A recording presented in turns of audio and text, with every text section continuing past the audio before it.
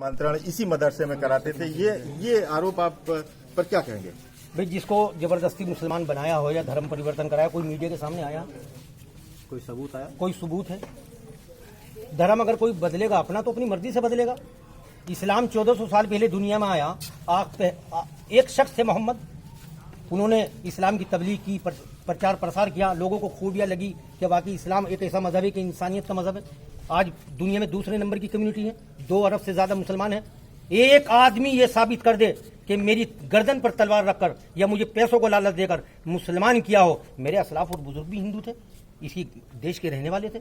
मेरे असलाफ और बुजुर्गों ने इस्लाम की खूबियां देखी, ख्वाजा मोइनुद्दीन चिश्ती की खूबियां देखी, मोहम्मद रसूलुल्लाह की खूबियां देखी, साहबा की खूबियां देखी। वरना लोग कहाँ जिंदगी गुजार रहे थे इस्लाम से पहले? बच्चियों को जिंदा दबा देना, सती प्रथा, ये क्या था? ये इस्लाम के आने के बाद खत्म हुआ। एक सवाल और जो एटीएस ने कहा है कि इस मदरसे के जरिए बड़ा पैसा आता था बाहर गल्फ कंट्री से, इवन पाकिस्तान से कनेक्शन, ये सब सारी चीजें सामने आई। भैया, मुसलमानों पर ज़कात फर्ज है।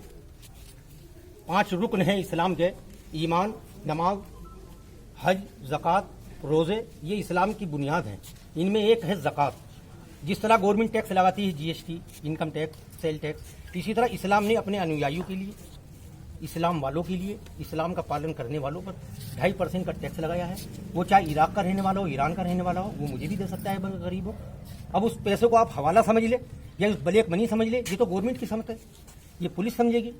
ये तो मुसलमानों ने मुसलमानों के उत्थान के लिए दिया है, मुसलमानों की तालीम के लिए दिया है। वो मौलाना कलीम को दे दो या दारूम को दे दो, किसी को दे दो। मौलाना अच्छा काम कर रहे थे, बच्चों की तालीम का इंतजाम कर रहे थे, तो मौलाना को दे दिया। मौलाना ने सारा रुपया बिल्डिंगों में बच्चों की तालीम में लगाया है, गरीब बच्चियों की शादियों में लगाया है। एक आदमी ये बता दे कि ब्लैक मनी का 1 रुपया मौलाना कलीम सिद्दीकी की जेब में आया हो। मौलाना कलीम पर जितना पैसा आता है सब मुसलमानों की और गरीब बच्चों की परवरिश पर लगाते हैं, उनकी तालीम पर लगाते हैं। मौलाना साहब कहा जाता है पाकिस्तान से भी संबंध के बारे में बात कर रहे हैं लोग। भाई, पाकिस्तान हमारा छोटा भाई है, हमारे रिश्तेदार हैं। वहाँ पर पॉलिटिक्स वालों ने, राजनीतिक लोगों ने आपस में द्वेष के कारण ऐसा कर दिया, वरना यहीं से तो कटा हुआ है। वो हमारी रिश्तेदारियां हैं, फुलत वालों की रिश्तेदारियां हैं। क्या वो हमारे खून मिट जाएंगे, हमारी रिश्तेदारियां खत्म हो जाएगी? मौलाना कलीम सिद्दीकी साहब के या इस गांव के भी वहां संबंध होंगे, वहां रिश्तेदारियां होगी। किसी के भाई चला गया सन 47 में, किसी का चाचा चला गया, परिवार में 4 आदमी थे, 2 वहां चले गए, 2 यहां रह गए। हमको हिंदुस्तान से प्रेम था, हम हिंदुस्तान में रह गए। उन्होंने मिस्टर जीना का हाथ पकड़ा, वो पाकिस्तान चले गए। लेकिन अगर वो मिस्टर जीना के साथ गए हैं, क्या गांधी वालों का उनसे संबंध और रिश्ता खत्म हो जाएगा? ये बताइए आप। सवाल ये भी है कि मौलाना ने शिक्षा के क्षेत्र में, यहाँ लोग बोल रहे हैं कि मदरसे बहुत स्थापित किए हैं, पूरे देश में किए हैं, तो ये कहाँ पे इनके मदरसे इन्होंने बनाए हैं? मदरसा फुलत में है, 1-2 मदरसे और कहीं होंगे जो लोग बताते हैं, क्योंकि अच्छा काम कर रहे हैं। कहीं भी खोल सकते हैं आप। अगर कहें कि आप हमारे इलाके में तालीम का इंतजाम कर दीजिए, आप यहाँ चले जाएंगे। अक्सर मदरसा, ये सबसे बड़ा मदरसा फुलत में ही इनका, जहाँ हज़ारों की संख्या में बच्चे आते हैं और हर साल यहाँ पर एक इजलास भी होता है। लोग उस इजलास में आकर रुपया भी देते हैं मौलाना को कि आप बिल्डिंग बनाओ, बच्चों की तालीम पर खर्च करो और किताबें खरीदो, बच्चों को वजीफे दो। क्योंकि मदरसों में जो तालीम होती है वो बिन पैसे होती है, बिन फीस के होती है। जो बच्चे यहाँ पढ़ते हैं वो गरीब बच्चे होते हैं, जिनके ऊपर किसी का सवाल और है कि 30 साल से करीब ये मौलाना जो हैं वो इस तरह के काम कर रहे हैं, लोगों की शिक्षा, गरीबों की शिक्षा को लेकर। 30 साल में कोई इस तरह के आरोप क्या लगे, और आज लगे तो आखिर क्यों लगे? भैया, 70 साल से कांग्रेस हुकूमत कर रही थी, किसी मदरसे पे एक आरोप बता दो। इस सरकार में मदरसे इन्हें दिखाई दे रहे हैं आतंकवादियों के अड्डे।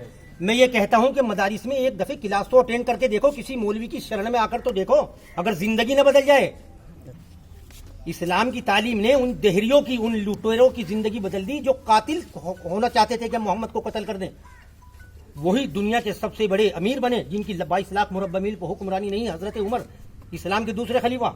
ये बेबुनियाद बात है। जब से भाजपाई मदरसे इन्हें आतंकवादी सेंटर दिखाई देने लगे, ये बच्चे बेचारे जो है डंडा नहीं चला सकते, ये तो तालीम करते हैं। इनका रहना सहना देखो। कहा गया कि उमर गौतम से भी संबंध था, जो इसके पहले गिरफ्तार हुआ था परिवर्तन के बाद। या कोई किसी से भी संबंध रख सकते हैं क्या? अच्छा आदमी होगा, अच्छे आदमी के अच्छे आदमी से संबंध होंगे। अच्छा काम कर रहा था उमर गौतम। ये संविधान ने हक दिया है अपने धर्म का प्रचार करने का। ये बीजेपी का देखने का नजरिया गलत है। नहीं, हमें संविधान ने हक दिया है ना। हम रुके क्यों थे यहाँ पर? गांधी के साथ हम क्यों गए थे कि हमें यहाँ पूरी जो है आजादी मिलेगी, अपने इस्लाम के लिए हमें पूरी आजादी मिलेगी, इस्लाम को फैलाने के लिए आजादी मिलेगी।